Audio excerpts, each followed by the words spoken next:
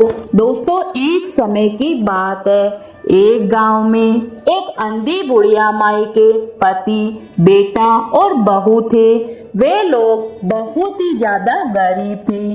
बुढ़िया माई गणेश जी महाराज की परम भक्त थी। वह गणेश जी महाराज की रोजाना पूजा पाठ करती, उन्हें भोग लगाती और उसके बाद ही वह खाना खाया करती थी। उसकी ऐसी भक्ति भावना को देखकर एक दिन गणेश जी महाराज प्रसन्न होकर बोले कि बुढ़िया माई, मैं तेरी भक्ति भावना से बहुत प्रसन्न हूँ, तो मुझसे कुछ भी मांग ले। तब बुढ़िया माई बोली कि मुझे तो कुछ मांगना ही नहीं आता है, क्या मांगू और कैसे मांगू।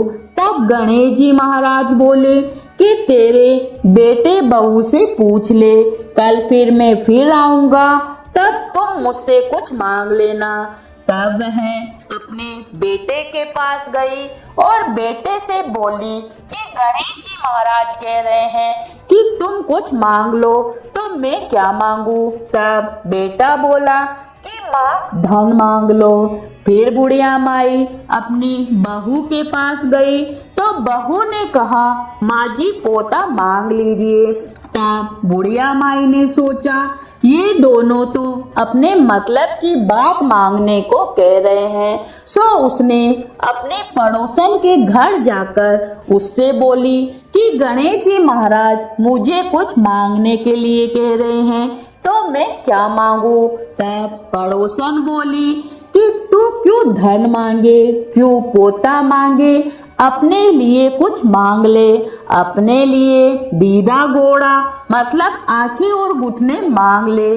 तब बुढ़िया माई घर आकर उसने सोचा कि ऐसी चीज मांगनी चाहिए कि जिससे बेटा बहू भी राजी हो जाए और अपना मतलब भी निकल जाए। दूसरे दिन गणेश जी महाराज आए और कहने लगे कि बुढ़िया माई कुछ मांग ले। तब बुढ़िया माई बोली कि दीदा घोड़ा देवो, सोने के कटोरे में पोते को दूध पीता देखूं, अमर सुहाग देवो, निरोगी काया देवो, सभी को सुख देवो।